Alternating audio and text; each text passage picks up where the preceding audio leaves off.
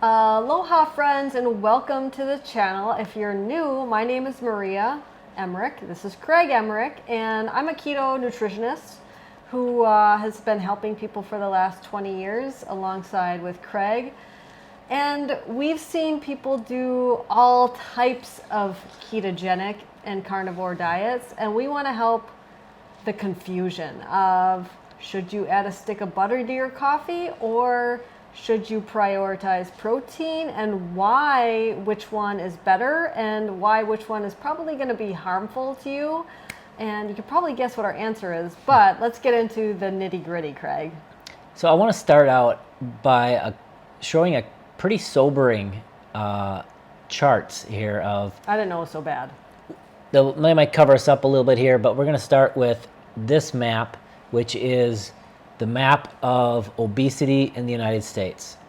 Not only, I mean, we used to have this same chart as it progressed over the years, just showing how much it just keeps marching higher and higher and higher. And now there's states where their obesity is close to 50%. So half the people in the state are obese. Not just overweight, this is obese. Yes. And so, this is a big problem. And we all know it's a big problem, but I think when you put it next to this chart, you'll see how big of a problem it is, because look how closely these line up. And now I'll challenge you to look closely now at the grading on this second chart of the map of the United States. It's the life expectancy. And look at the range. At the low end, you're talking about 20 less years of average life expectancy versus the high end.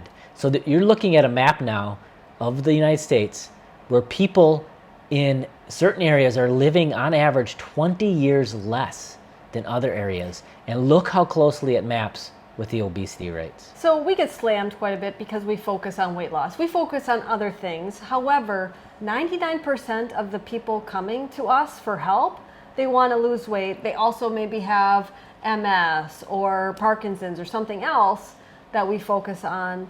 But 99% of them want to lose weight, need to lose weight, because this chart is showing that it's illnesses. So common. It's so common. There's so many people that need to lose a lot of weight. Mm-hmm. And I'll put a link here to our insulin resistance and how to shrink your fat cells, because in cases of insulin resistance and metabolic syndrome, shrinking the fat cells is what you need to do to reverse that health condition.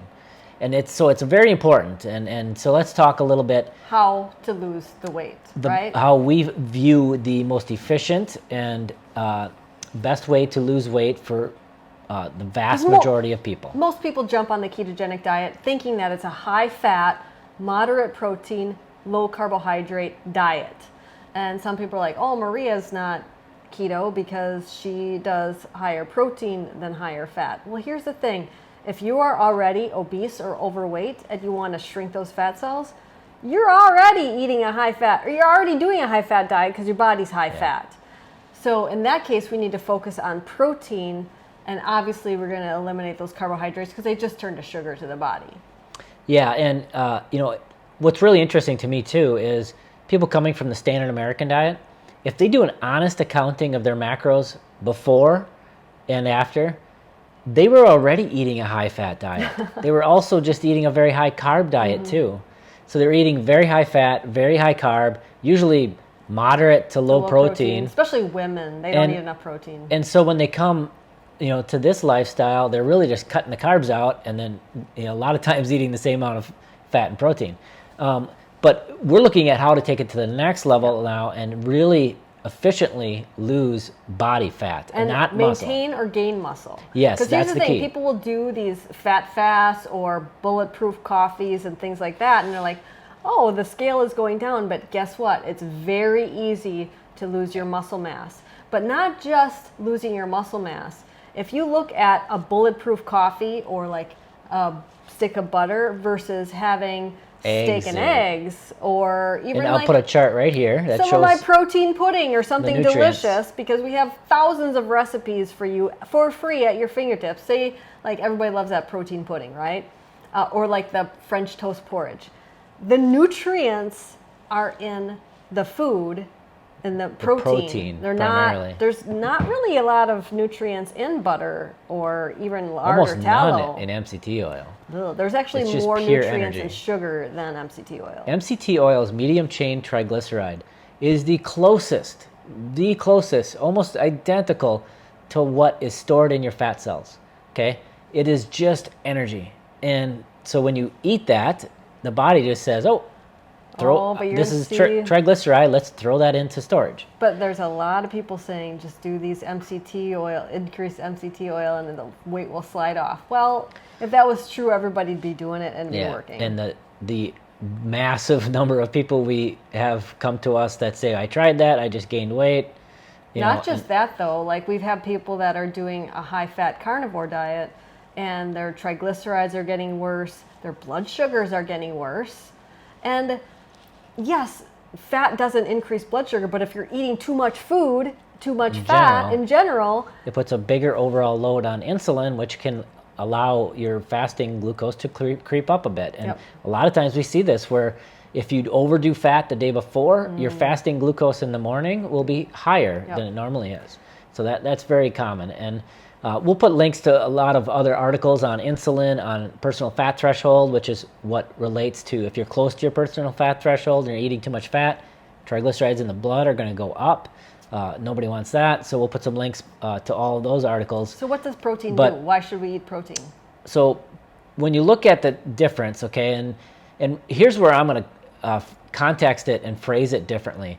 In general, I don't like the high fat, moderate protein, or high protein, because it doesn't quantify anything. And at the end of the day, if you actually put this into grams, most people are talking about very similar things, but what I would say, what we're seeing now is a very high fat, low protein approach, which is people eating 50 grams of protein or less and a stick of butter a day. And this is a really or more harmful long-term approach, because you will lose muscle and you won't shrink your fat cells as quickly as you would if you prioritize protein. And back to that original chart, you have to, if you're obese, you have to lose the excess weight to help with longevity, to help with life expectancy.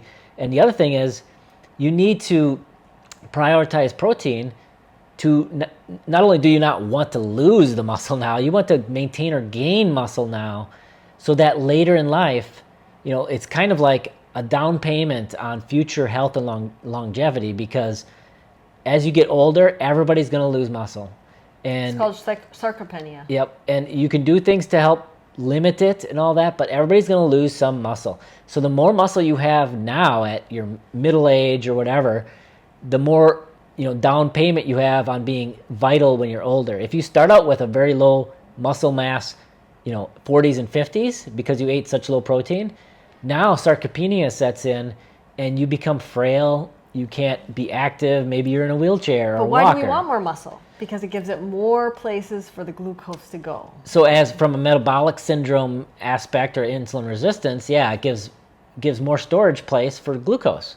So more places that your body can put glucose, and that helps with, insulin resistance, metabolic syndrome, all of that. But at the end of the day, the other thing that is very important to understand is that, a lot of people will rely entirely on the scale for their progress, and that's a big problem, because guess what will move the scale down, and you do not want it. The muscle loss. Losing muscle. And so if you eat low protein, it's easy to lose really high fat, and you're losing a lean mass, you're losing some muscle, the scale's going to go down. You might lose a couple pounds, but you lost muscle. Nobody wants that. And so it's so important to understand that body composition is much more important than the scale. But not just that, protein has amino acids, and amino acids are essential for your thyroid health.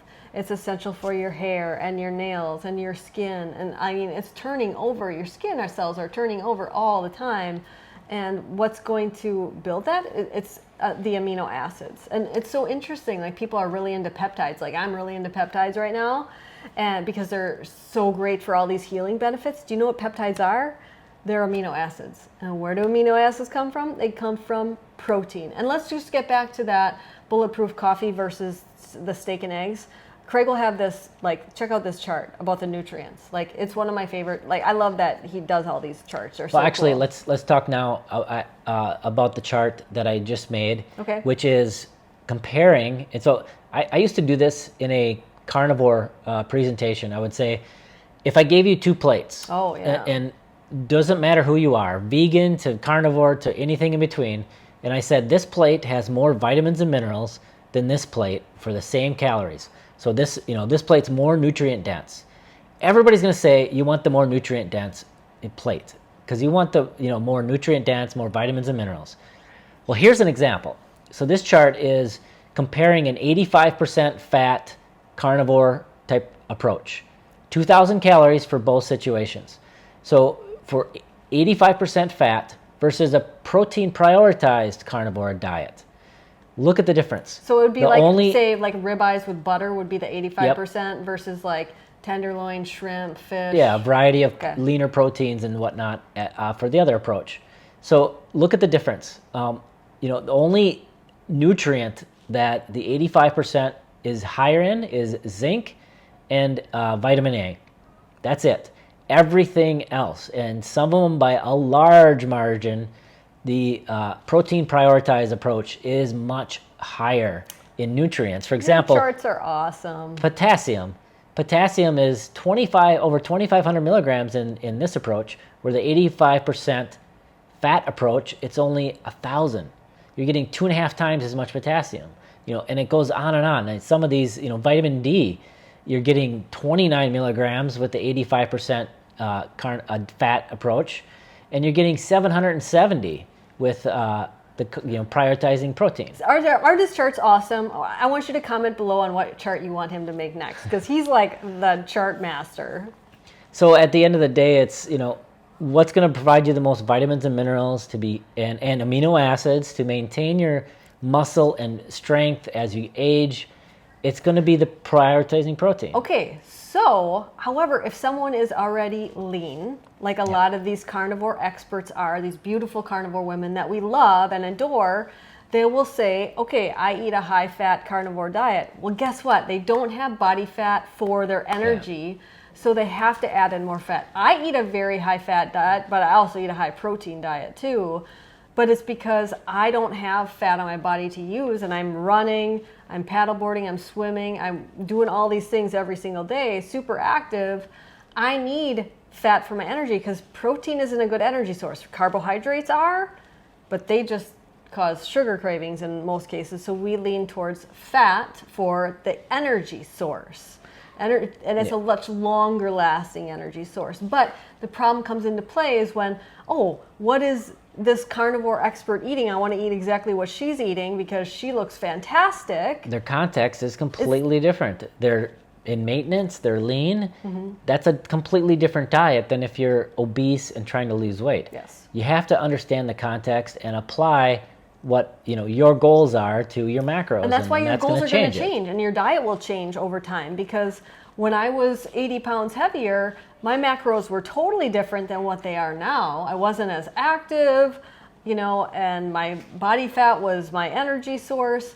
So this is why it's important to get your own personal macros done. And we have a free calculator for you down below. Don't forget to do that, because it will change. It will be, your macros will probably be like, the protein, it's probably not going to change because you're not going to lose muscle mass. That's a big question we get. Yeah. How often should I have to redo my macros? And so one other thing I want to talk about, which is really important, is some people will say things like, you can't build muscle without fat, okay?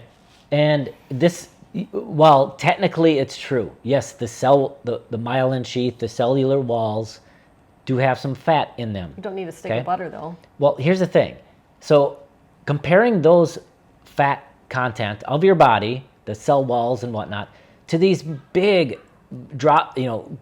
adipose tissue stuffed with fat, tons of fat. It's a tiny fraction. I mean, you're talking about a tiny fraction of the total fat in your diet, in your body, that is making up these cell walls versus the, if you're obese, all the fat that's in all these fat cells, okay? And so, yes, you need a tiny bit, but guess what? Even protein sparing modified fast, you're still getting 20, 30 grams of fat. It's not zero fat, okay? Number one. And number two, it's not like the fat that is in your fat cells is locked away to be never touched again. No, you get to I use swear, that. It's like that's locked away. You can never touch it. You got to eat it to have fat. Use it. If you're obese, there's a ton of fat right there on your body, and your body can use that to make cell walls, and it can use it to, do different for energy, for whatever it needs. Right? It's not locked away and to never be touched again. You have plenty of fat on the body. The body will use that if you have less in the diet, and that's the point. So that's why it is still a ketogenic diet when you aren't consuming sticks of butter, which we actually suggest dairy-free in most cases anyway. For weight loss especially. But let's recap. Protein is where the nutrients are. That is the biggest thing. Like, you can't argue that, whether it's someone that's arguing for high fat or, not. You can't argue where the nutrients are. Facts are facts, right? And what else do you want to say? Fat is? If you have fat on your body, you have enough around to do the things that body needs to do. You don't need as much in the diet. You still need some in the diet. Even the most extreme levels of fat reduction in a protein sparing day, there's still 20, 30 grams of fat for absorbing fat soluble vitamins. This isn't a fat-free approach, okay? Even if you don't want to do a protein sparing approach, lowering the fat, the steak has enough fat in it, you don't need to add a stick of butter to it. It does taste good, and it's certainly easy to overeat that, but you don't have to do that. Yep, you can just rely on the fat coming in with the meat. You don't have to add a bunch of extra fat to it if your body's already over fat. Is where the building blocks are for your whole body, for your skin, especially your hair. As we age. As we age, you want to maintain that muscle. So losing it now is just more bad recipe for the future. We get a lot of people that say, "Oh, I feel so good on my protein sparing days. Can I please do more than 3 a week?" And we're like, "No, don't do that." But people do feel really great on them. So that's the skinny on whether you should prioritize fat or protein, especially when weight loss is the goal. Yep. And if you're interested on so how do you get more protein and less fat when you're eating, we have some really great, we have free recipes for you, but we also have this really great, the Ultimate Fat Loss Cookbook. Check it down below. It has the most amount of recipes that you'll find in there. It has meal plans in there. It has everything you need to have success, and it's pennies. It doesn't cost a lot. Lose weight and add if longevity. You see and the testimonies that we're life. Posting on Twitter and on Instagram, you can have that success story. Just follow those meal plans, and it costs you just a few dollars. So check it out, my friends. And if you know somebody suffering with obesity or they tried the ketogenic diet and they did not have success, please share this video with them so they can also find success like we have. Thanks, everyone. If you want to change your life like I've changed mine with food, I would be honored to help you. Many of you don't know that I was twice my size. I had acid reflux. I had PCOS, which is polycystic ovarian syndrome. I had depression. I had IBS, which is irritable bowel syndrome, and food changed my life. And not only did that happen, I get to eat good food, right? Good food. So if you want to eat good food, I have perfected meal plans made by me and personal help with supplements or modifications if you have Hashimoto's, if you have Graves, if you have IBS, if you have PCOS, contact me. I would be honored to help you. You can go to keto-adapted.com and find a lot of different options there for personalized help, or message me by commenting below on this YouTube video, or you can check me out at mariamindbodyhealth.com. Mahalo.